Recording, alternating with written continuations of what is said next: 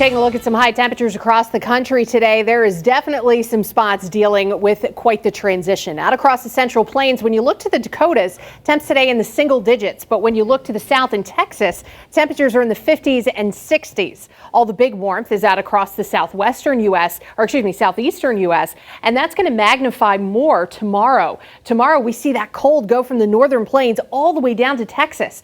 Austin's high temperature tomorrow is only projected to be about 32 degrees, which is pretty unusual for them. So this massive winter storm and this big dome of high pressure building in behind it is ushering in this very cold air mass for the plains. And right in the middle between the warmth and the cold, I mean, New Orleans at 72, Memphis at 33, that's where we have a lot of wintry weather. For New England, tomorrow's temperature is actually similar to what we saw out there today. Lower 40s expected and rain as we start off on the south side of this approaching cold front. On the north side is where we've got the snowstorm, and that's just not in the cards for Western Mass. However, there are winter storm watches up for our area, and winter storm encompasses a lot of different things. For the plains, it's mostly snow, but also ice, and that ice threat goes all the way into Kentucky and parts of the southern Ohio Valley. For Western Mass, the winter storm watch for us is encompassing a mixed bag of precipitation. This is not going to be an all snow event for us by any means. In fact, areas through Hamden County might get little to no snow. It looks like sleet and even a little bit of ice will be on tap for us.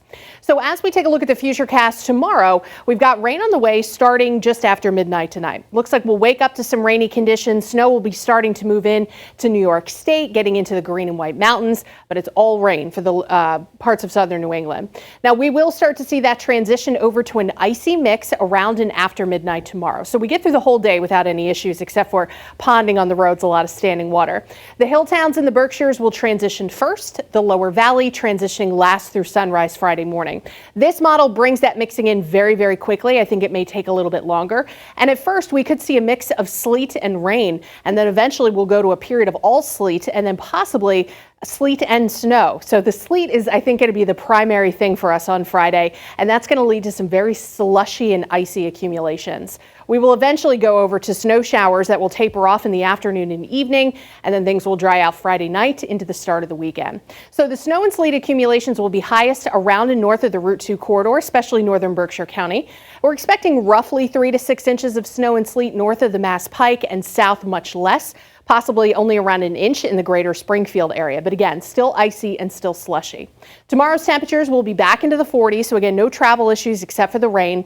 Friday temperatures will max out in the morning, and then they drop off dramatically through the afternoon, so a hard freeze is coming our way for Friday night as temperatures drop down into the teens and single digits. You can see how we go from 33 in the morning, seeing that wintry mix, and then 20s and snow showers through the remainder of the day.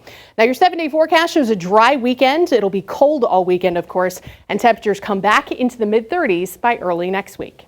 Chris and Jordan, back to you.